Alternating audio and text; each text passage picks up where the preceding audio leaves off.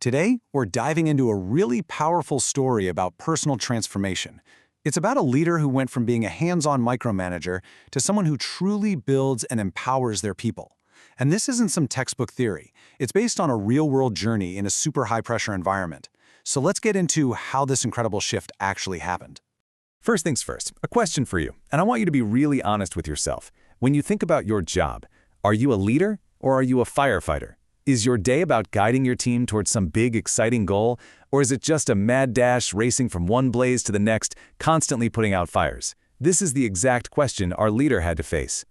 So, does any of this look familiar? When you're stuck in that firefighter mode, your entire day is just one reaction after another. Your team kind of grinds to a halt, always waiting for you to give the green light. You never, ever get to think about the big picture, because the urgent stuff is always screaming for your attention. And yeah, it might make you feel indispensable, but wow, is it exhausting.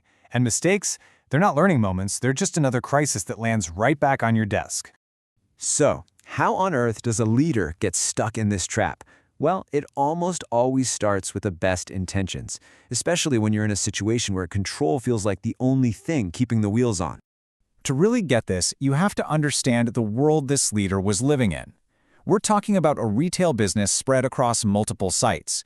Think about it. Razor-thin profit margins, constant staff churn, and just a mountain of safety rules and regulations.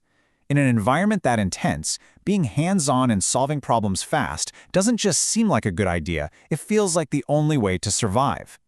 And that kind of pressure cooker environment naturally gives rise to what we call transactional leadership. It's all about the deal, the transaction. It's like, I give you a task, you do it, and I check that you did it right. Success is all about hitting your numbers for the week and making sure everyone follows the rules. And you know what? For a while, in this high-stakes game, it actually seemed to work. But there were hidden costs, big ones. By being the one person with all the answers, the leader accidentally created a culture where everyone depended on them. Supervisors stopped using their own judgment. They just kicked every problem upstairs. And the result? The middle management team never really got a chance to grow. They weren't learning how to lead because they were never really allowed to. And this is where it all started to fall apart. Because as the organization got bigger, the very style that felt so necessary suddenly became completely unsustainable. This is just a perfect illustration of that downward spiral. The company adds more locations, and suddenly the leader can't be everywhere at once. Their ability to watch over everything gets stretched thinner and thinner. And what happens? Bottlenecks. Huge ones. Every important decision has to wait for them, and the whole system starts to slow to a crawl. The end of that road? Failure for the system and total burnout for the leader. And you can just feel the personal cost here. The leader's entire job became putting out fires, day in, day out. It was just normal. There was zero time, zero mental energy left to think about the future, to be strategic. They weren't leading a business anymore. They were just desperately trying to keep it from falling apart. And this led to the light bulb moment, that critical point of self-reflection. The leader finally realized the problem wasn't that they weren't good enough or working hard enough. The problem was much, much deeper. It was their entire philosophy of leadership that was broken. And that realization, well, that changed everything. So when you realize your old map is leading you off a cliff, what do? You don't just run faster, you find a whole new compass. And that's exactly what this leader did. They went looking for a completely new framework for their role. The first part of that new compass was something called authentic leadership. This idea is a total game changer. It shifts the focus away from just performance and control and onto things like self-awareness and trust. It's about leading from your genuine values and building real, transparent relationships, not just ticking off a to-do list. For someone trapped in that purely transactional world, this focus on human connection was exactly what they needed. And the second piece was ethical leadership. Now, this is a really important distinction. It's not just about you being an ethical person. It's about you actively helping your team develop their own ethical judgment. You're building their ability to make the right call even when you're not there looking over their shoulder. And that right there is the only way you can scale good decision-making. And when you put those two ideas together, you arrive at this profound insight. Real leadership isn't about the power that comes with your job title. It's a practice. It's about creating a culture where everyone can lead responsibly, guided by a set of shared values. Okay, so that's the new philosophy. But how did it actually change what the leader did day to day?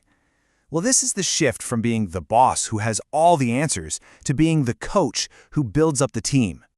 Just look at this side-by-side comparison. It's like night and day, right?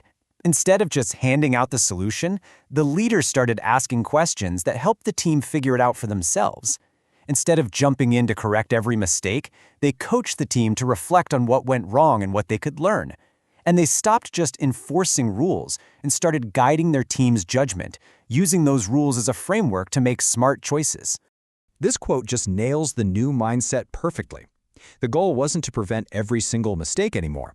The goal was to create a culture where mistakes were seen as valuable information for learning, all while still holding people accountable, of course. So what does this look like in practice? It means you become a teacher in those small, everyday moments.